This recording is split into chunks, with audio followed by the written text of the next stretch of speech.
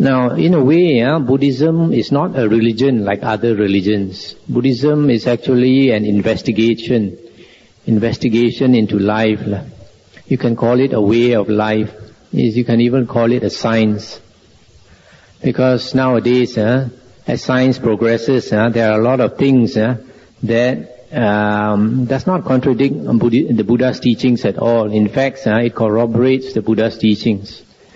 2,500 years ago, the Buddha did not need a radio telescope to look into space. He saw and he described space to us. He called the galaxies Chakrawala. Chakra is a Sanskrit word that means a disc, right? It's also a Malay word, right? That means a disc. So he could see that galaxies are flat like a disc. And he talked about 1,000 world galaxy, 1,000 world system. Each world is supposed to consist of one sun. One sun. Whenever you see a star in the sky, that's one sun. And there's a possibility of human beings there.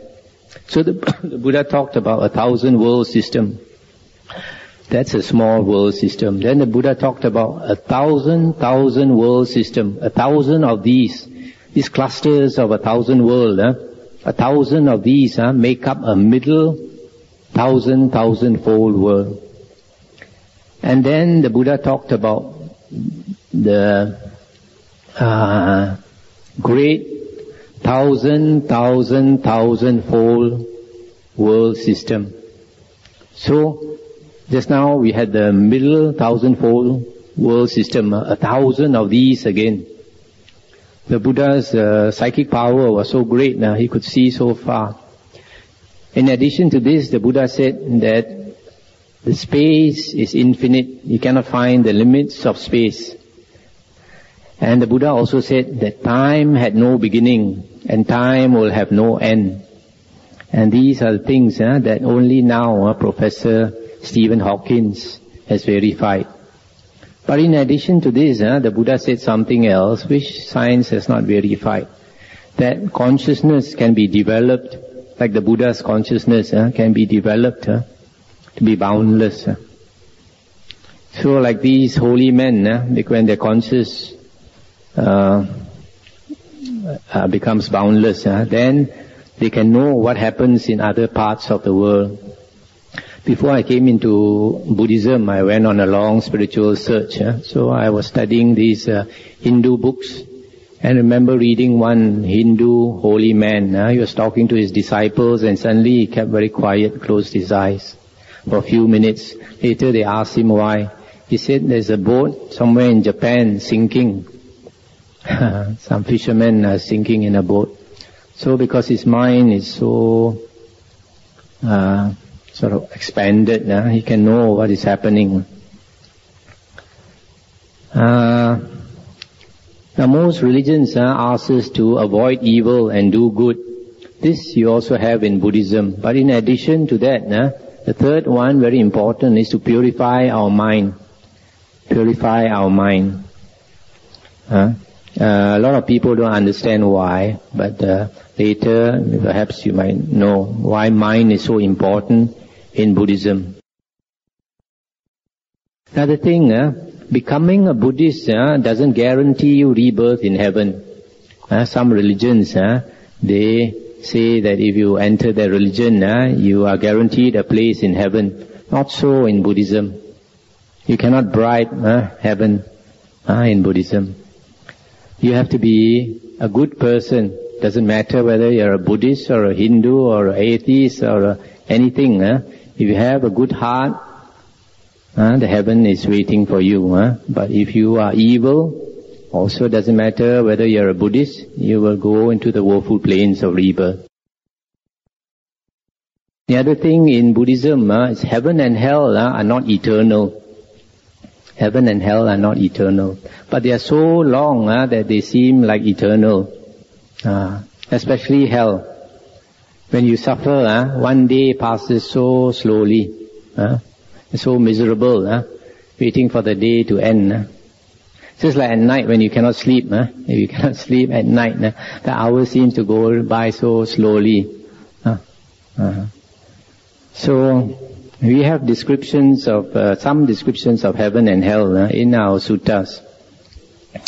So, even though a person goes to heaven or to hell, the time can be so long. Like for example, in the lowest heaven is the heaven of the four great heavenly kings. And the heaven of the four great heavenly kings, you have different types of beings. For example, Nagas. Nagas are snake spirits. Snake spirits. If they want, they can come down to our human plane. And that's why sometimes you get stories of people killing some big snake in the forest. Then after that, they die in a short while.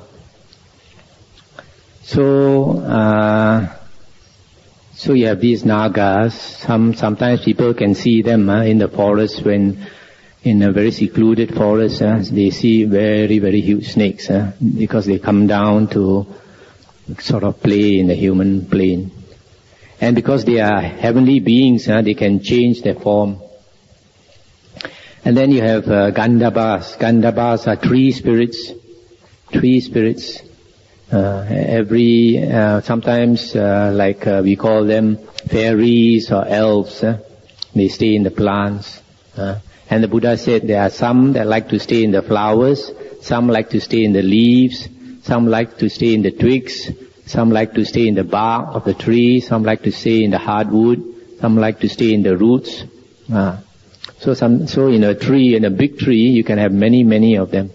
That's why sometimes like our public works department, when they want to construct a road, they bring down the trees, but sometimes they come across a very huge tree, which is inhabited by these very powerful spirits. They don't allow you to bring down the tree. If you try to use a tractor or something, an accident happens and somebody is killed.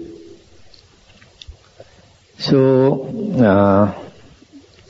this heaven of the four great heavenly kings, their lifespan is supposed to be 9 million human years. 9 million human years. And then the heaven above that is the Tavatimsa heaven. Heaven of the 33 gods. In this heaven, the Devas always like to fight. You have Sakadeva Raja and the angels fighting the Asuras. And this story you find not only in Buddhism, you find in Hinduism, and you also find in Christianity. But in Christianity, they say that Michael, the archangel, chased Satan out of heaven.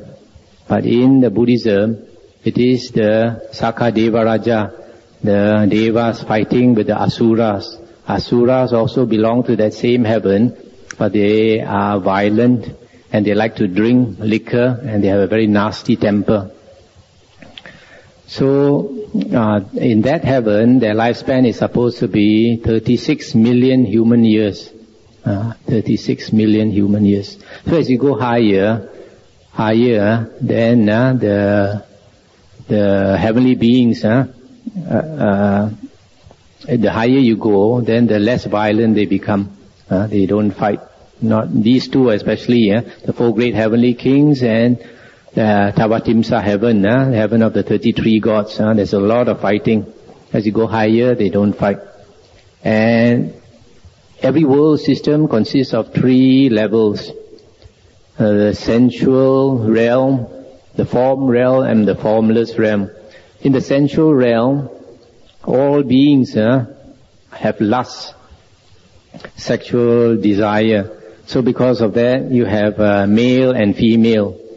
Male and female.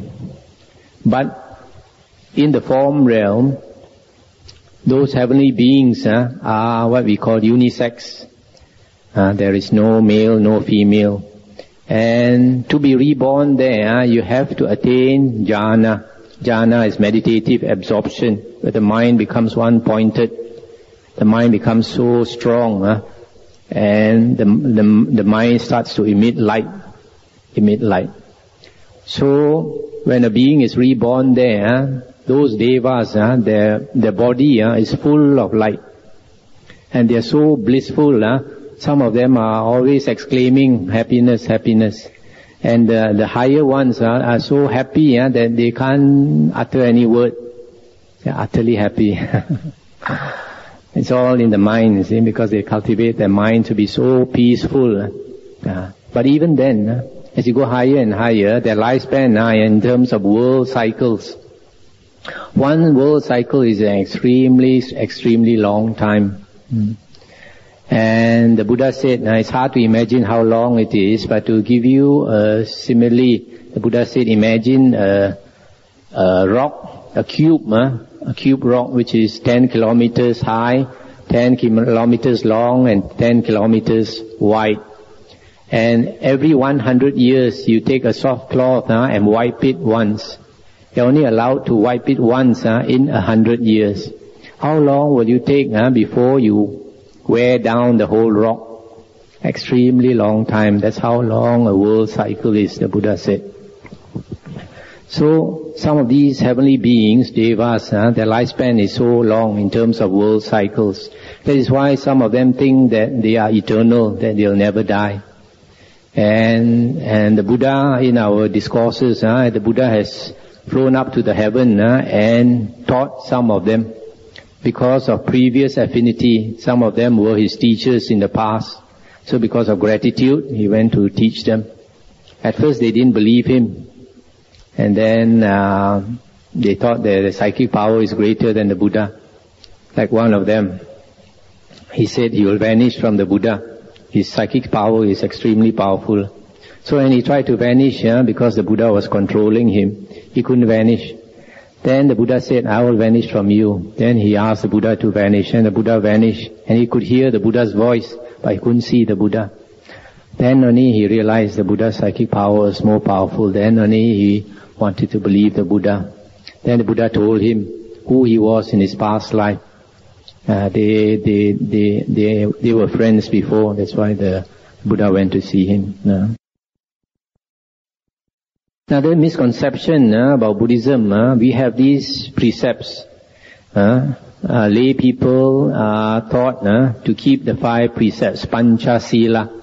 This is the basic moral conduct that a Buddhist has to keep. First one is not to intentionally kill any living being. If you can avoid it, you don't kill. Second one is not to take what is not given to you.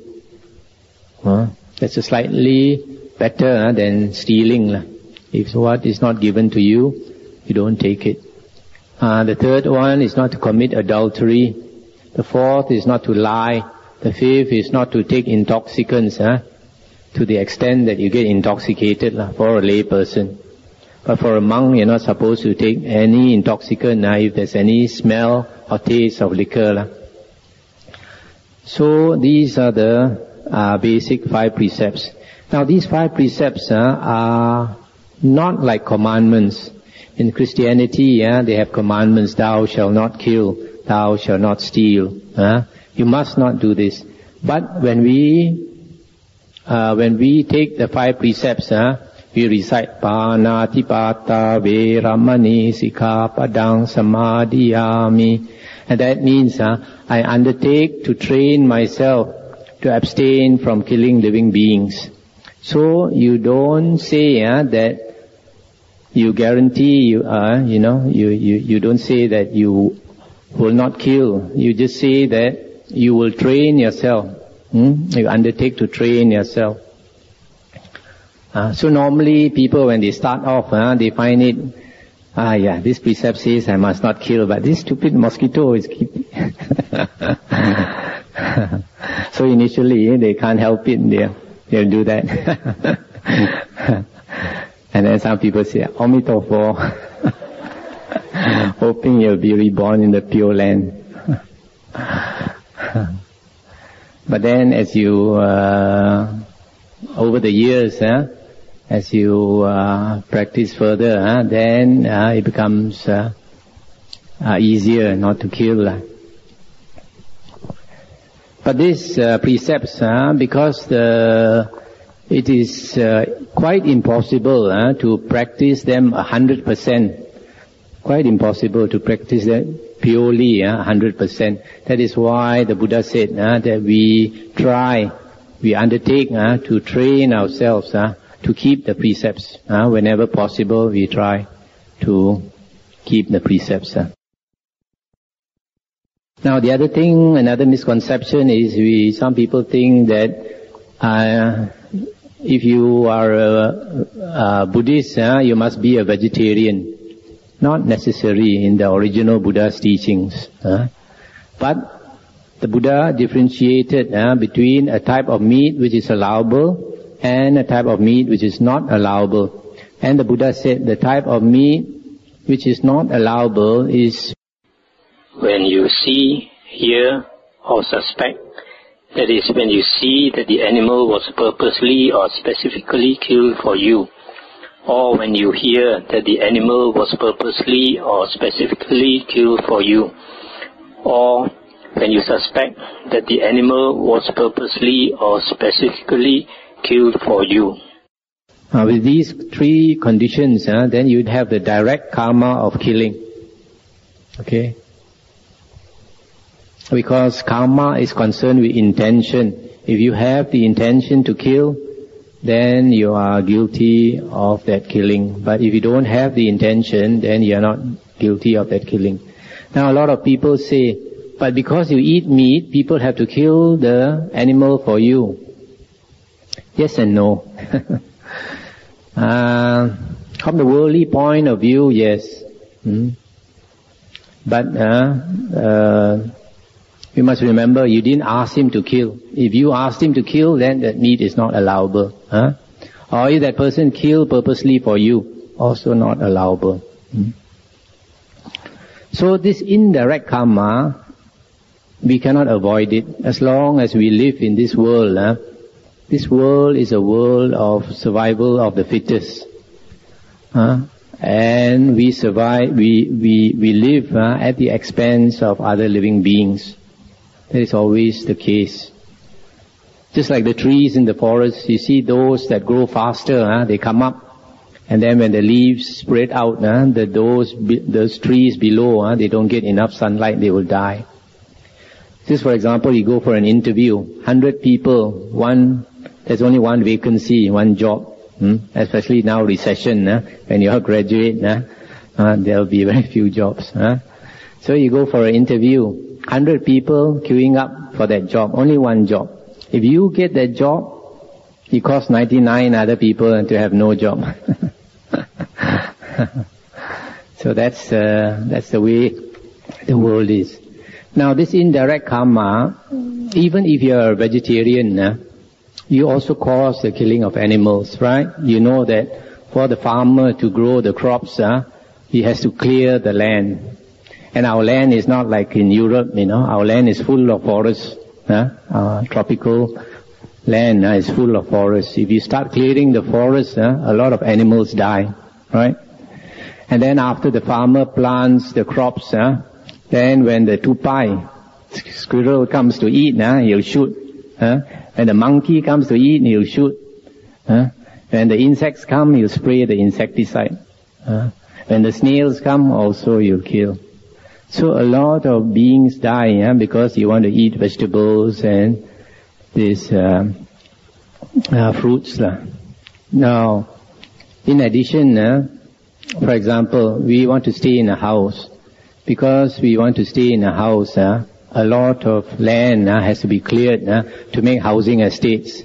So in the same way, a lot of beings die because we want to live in a house. And then because we want to use electricity, the government has to make dams. Whenever they make a dam, the river level goes up and floods a lot of areas. So a lot of beings die also.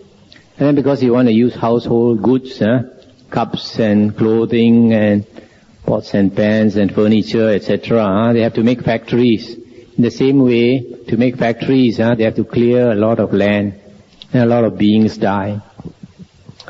Also, every day the government employs people to go and shoot dogs without license. Why? Because if the dogs multiply, these stray dogs, there'll be disease, right? So they might become rabid, and if they bite people, people may die. So every day stray dogs are shot in Malaysia. And then like in Australia, every day they shoot thousands of kangaroos and rabbits. Why? Because they eat the crops, right? They eat the crops. So these people, they don't eat the kangaroos or the rabbits, but they just kill and throw it away. So imagine if all of us became vegetarians and we let all the animals multiply. They will multiply so fast, right? To produce one human being, you gotta wait 9 months. But you see the pig, when it gives birth, so many in a short while. And so very soon our highway will be crowded with these animals. Plus got a lot of work to do. So the government will still employ people to kill these animals. So there is no way you can prevent this indirect killing. Another thing people say is because we eat meat, then we indirectly cause more slaughter of the animals. But if that actually is the case, then we also cannot drive a car. Because if you drive a car, you're encouraging the car industry to make more cars. And every day on the road, 2,000 human beings are killed by cars every day, and countless animals. So you cannot drive a car, you cannot sit in a car. You cannot sit in a bus also. Because you're encouraging the car, more cars to be manufactured. So basically the Buddha is telling us, as long as we don't have the karma of killing, that's most important.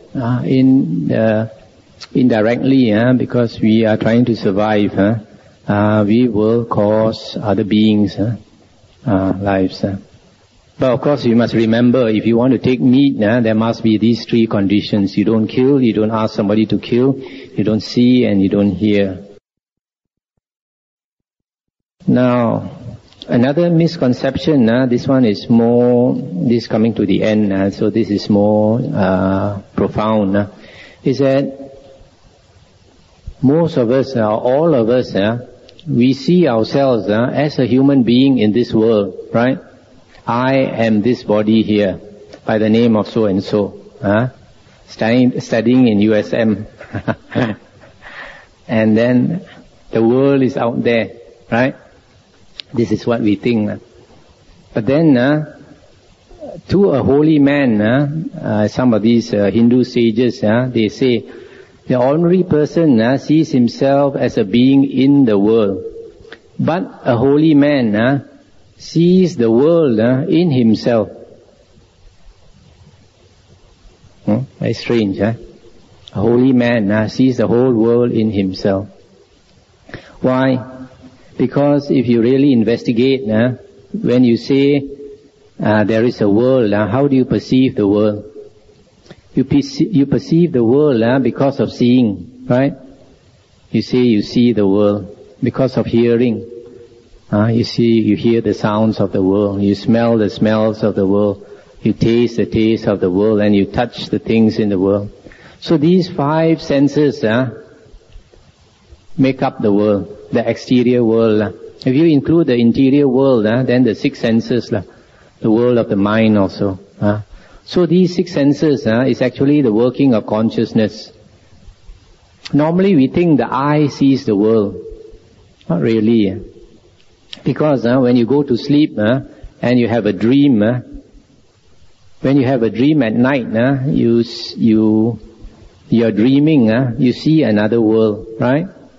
And you are in that dream, and during that dream, it's as real as now, right? So actually it is the consciousness that makes you see. When the seeing consciousness arises, you see. When the hearing consciousness arises, you hear. If all these 6 consciousness stop, where is the world?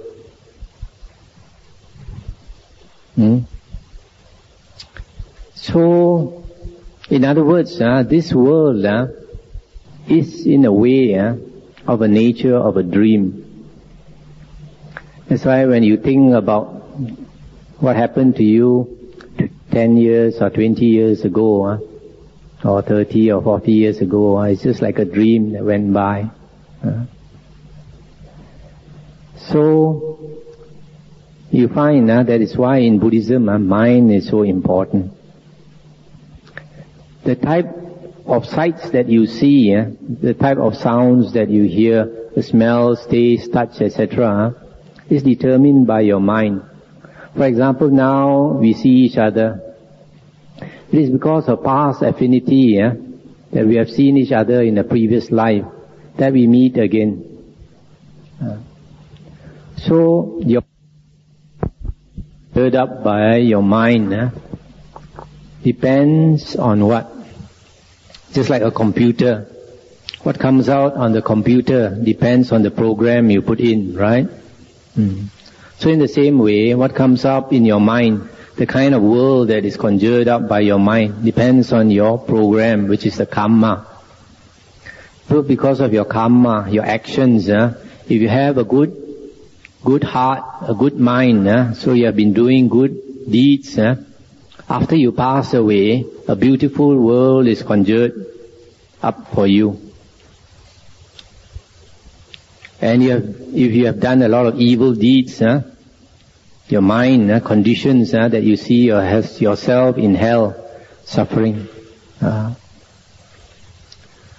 that is why in Buddhism, mind is very, very important. The whole world is conjured up by mind.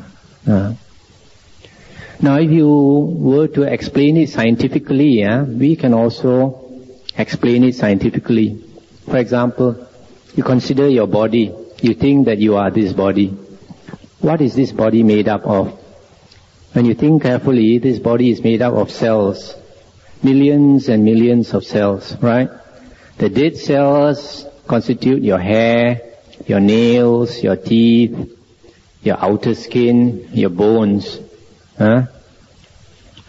These are your dead cells. And then your live cells are your flesh, your blood, etc. Those are, most of it is live cells. So your body is basically consists of millions and millions of cells. Now when you analyze these cells again, what do you have? Every cell consists of molecules and atoms, right? Molecules and atoms. Molecules are also basically atoms. So, your whole body is made up of atoms, right? Alright. Because your cells are made up of atoms.